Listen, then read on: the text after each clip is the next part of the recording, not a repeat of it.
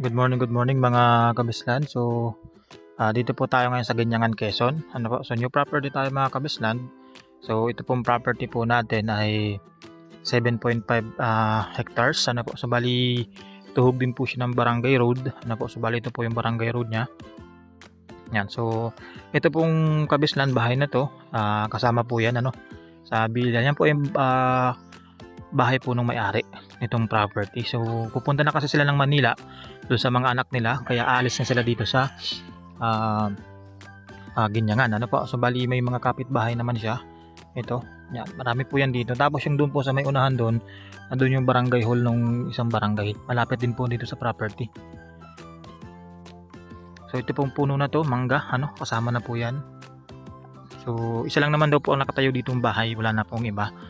Tapos ito po yung kasama na po siya dito. So ang boundary po niya mga kabislan, itong may barbed wire nito sa kabila. Yung barbed wire na yun mga kabislan kasi. So pag ganun po siya, makita naman po ninyo, madaming puno ng nyog, may mga fruit bearing trees, may kakao, star apple, may langka, may santol. Tapos yan, madami pong mahogany. Napakadami po nitong kakao mga kabislan do.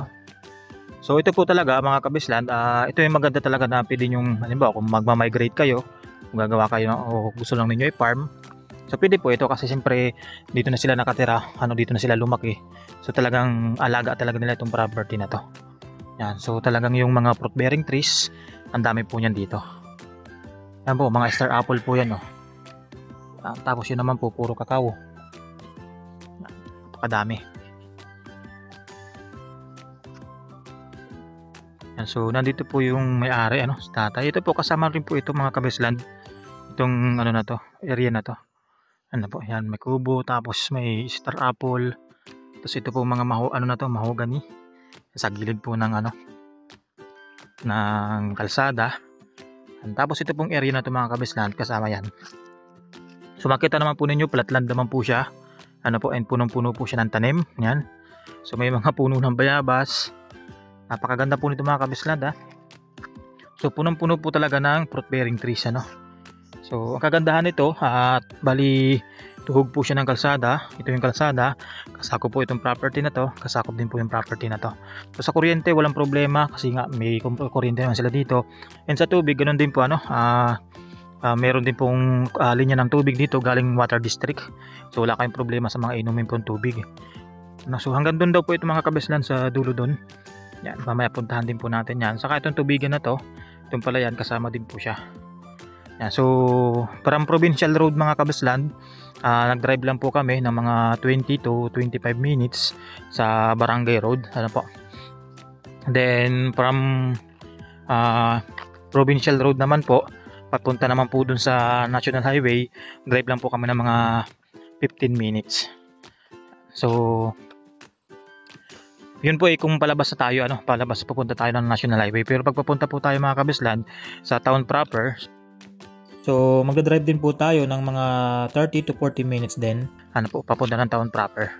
So ito mga kabislan, ito meron pong maligang, kung familiar kayo dyan, yung maasim na kulay itim, may mangga, yung Carabao mango. So napakadaming tanim mga kabislan, tapos puro star apple ng gilid. Dito naman po mga kabislan, mga kalamansi siya. Ito, mga kalamansi, dalang hita. Yung iba. Tapos meron din pong mga yung guyaba, Napakasarap po niyan, Yan. Ito po, may mga guyaba doon na namumunga na din po siya. Tapos mga kalamansian na siya, Yan. So yung pong ito, kasama po yan mga kabislan sa property, itong na to, tubigan na yan. Kaya napakaganda dito mga kabislan. So talagang siya, parang kung gusto nyong manirahan talaga dito na, kasi established naman na po yung lugar, diba? So meron na po siyang mga fruit bearing trees, kasi dito nga nakatira mismo yung may-ari. Yan. So wala na kayong problema, may tubig, may kuryente, signal, meron naman pong May signal naman din yung Smart saka yung Globe, yung may mga spot sila ng signal. So ang wifi naman po, meron na rin pong wifi. So kasama po ito mga kabislan, itong flatland na to. Ito lang naman po yung area na halos walang tanim, itong area na to. Tapos yun, ito mga danaw-danawan po yan. Ito po may ano.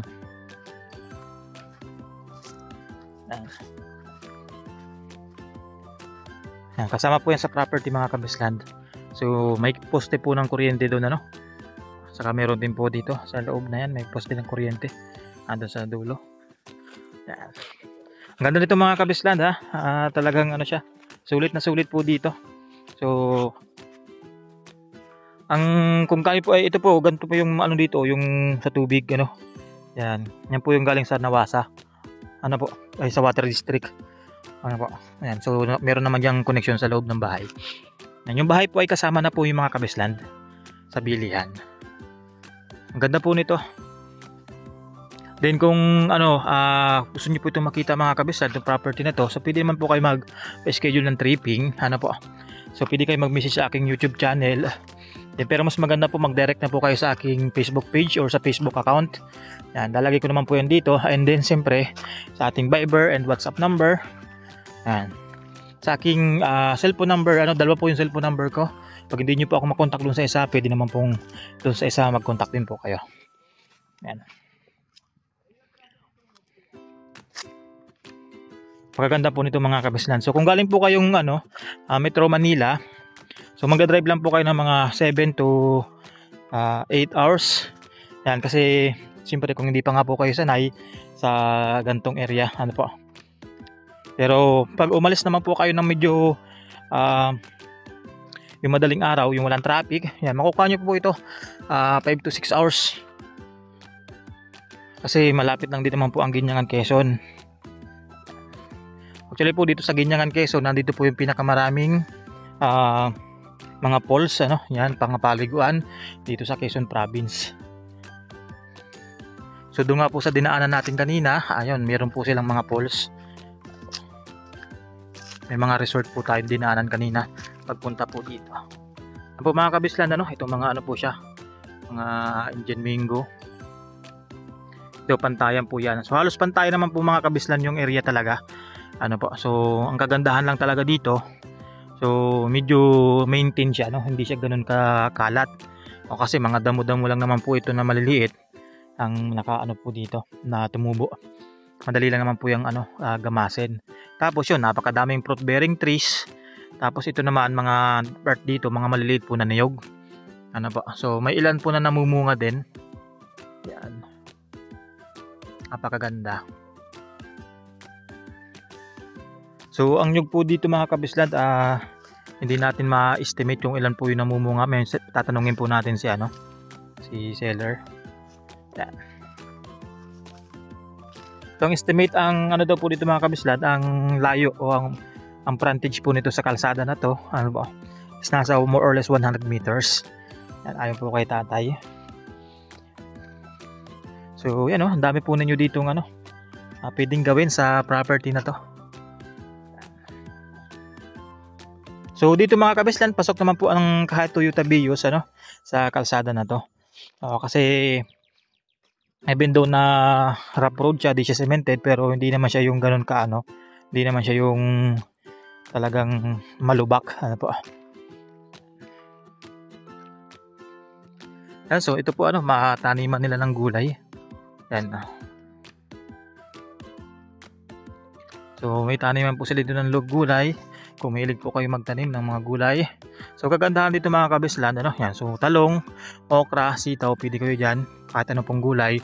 Then yung part na medyo bilad, kung dito or dito sa part na to, yan, pwede naman po ninyo yan taniman po ng mga mga root crops, o kaya mais. Yan. Kasi ang kagandahan po nito, mga flatland talaga siya. Po. Yan. So walang tapon. Napakaganda. So paghahayupan, pwede rin naman po mga kabislan. Po. So lalagyan nyo lang po talaga ng bakod para di po makaalabas po yung lagaan natin. Yan po.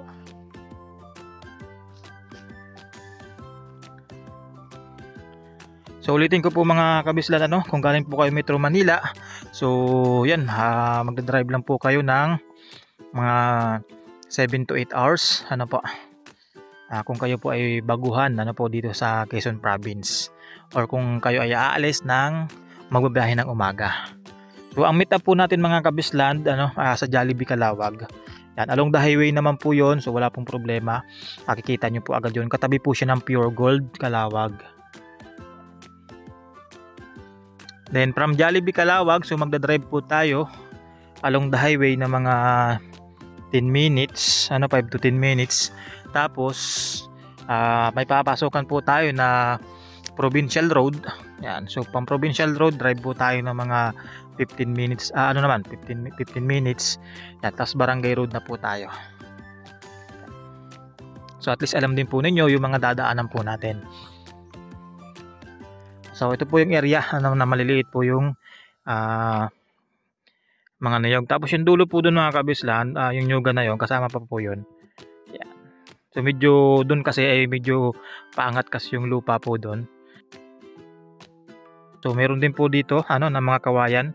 So pili nyo pagkunan po siya ng ng pambakod. Yan, so kung meron po akong hindi nasabi mga kabislan na importanteng bagay, details, so feel free to ask lang po, sasagutin naman po natin yan.